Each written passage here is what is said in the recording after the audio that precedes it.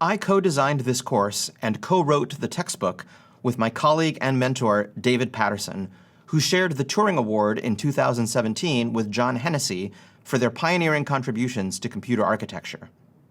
Based on our experience teaching the course together many times at UC Berkeley, Dave and I wanted to offer some lessons and advice we hope you'll find useful. Now, many years ago, Dave was reviewing conference papers with his colleague, Professor John Osterhout, who's now a professor at Stanford University. They were so frustrated at how poorly written some of the papers were that they wrote a satirical advice column called How to Write a Bad Paper. Of course, they hoped that by describing what made a paper bad, potential authors would do the opposite and produce good papers. The humorous format worked, and over the years, Dave wrote additional articles such as How to Have a Bad Career in Academia, How to Build a Bad Research Center, and most recently, when he retired after 40 years, How to Be a Bad Professor. In that spirit, here are the top 10 suggestions for how to have a bad experience in this course, followed by suggestions for those of you who wish to do the opposite and therefore have a good experience. Number 10, don't waste time watching the lectures or participating in discussions. You can just jump into coding. Then try to find the parts of the lecture you really need just to do the assignment. Number 9, don't read the book. Just because it has more detail than the videos doesn't mean that those details are important. If something were important, it would be in a video, wouldn't it? Because who reads books anymore? Number 8, work alone instead of helping your peers. Hey, you're in competition with them for grades, so why give them free help?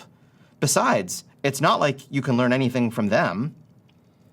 Number 7, resist learning the many new tools and processes in this course. If you've always done something a certain way and it works, why change now to some other way that feels really strange? Number 6, ignore the advice of the course staff. Especially the teaching assistants. They're just students, so what could they possibly know? Number 5, focus on maximizing the number of points you get, not on learning the material. Points get you grades, and grades get you jobs, right? Number 4, assume you can learn software engineering just from watching videos. No need to do assignments or anything like that. If learning by watching videos wasn't a great idea, we wouldn't have YouTube. Number 3, ignore the honor code. It's okay to turn in someone else's work as your own, as long as you go back and really learn the material later. And others are doing it too, aren't they? Number 2, multitask while coding. You don't want to miss an important WhatsApp message, Facebook update, or email just because you're writing software. If you have a big monitor, you should have lots of windows open, unrelated to your programming tasks. And number 1, don't worry about trying to actually practice agile processes. Processes are for touchy-feely people, and you're a coder. Just grind out code like you always have, and that will be good enough. And now, some suggestions for those of you who want to do the opposite of what I just said, and therefore have a good experience in this course. Number 10, do listen to the lectures and get involved in discussions. We tried to keep the videos concise so that you can quickly get to the self-check questions that are interspersed with them. Keeping your brain engaged and focused is key to learning new and challenging material. Number 9, do read the book. It has much more detail on some topics that would take a long time and be much less effective to present as video. And it has interesting historical notes, quotes from Turing Award winners, and other elements that help situate this material in the illustrious history of your field. Number 8, do work with others.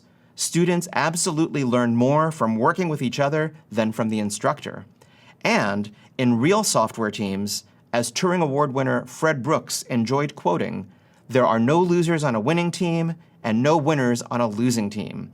If your study group wins, you all win. Number 7, do embrace and learn new tools and processes. Remember, the agile processes were invented to remedy problems that made software development less reliable and less enjoyable. And this course emphasizes using the same tools professionals use to support those processes. Learning new tools and processes is an important professional skill for a software engineer. Number 6, do take the advice of the course staff seriously. Most of them were recently students in this course themselves, and they remember how challenging it was to learn some of the material. They signed up to be course assistants because they love the material and want to help others succeed with it. Number 5, do go for learning, not points. Grades don't get you through a job interview, but many students who took the course commented on how well their interviews went because they knew this material. Number 4, do take the time to really understand the material by doing the assignments thoroughly. You can't learn to ride a bicycle without falling off a few times. No great programmer has ever learned anything just from watching videos. Number 3, do be a model of professional integrity. In 2015, Volkswagen was fined millions of dollars for intentionally modifying the software that controlled certain cars' diesel engines to behave differently in emissions testing than in regular driving. Some software engineer made that change to the code. This lack of professional integrity and taking credit for others' work are two sides of the same coin. Hold yourself to a high standard of ethics and professional integrity. Number 2, don't multitask. When you're coding, get rid of all distractions that could interfere. Besides the fact that coding is really hard work, a study at the University of London found that multitasking during difficult cognitive tasks resulted in performance declines similar to the effect of smoking marijuana or staying up all night.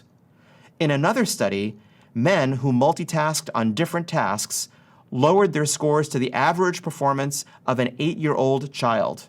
So, unless you want to bake and code or code at the level of an 8-year-old child, don't multitask.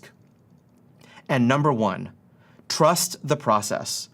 Yes, some of the methods and tools will feel very strange at first, but learning and following these practices completely changed the way I write software, and I promise I am not presenting any practices that I haven't used myself.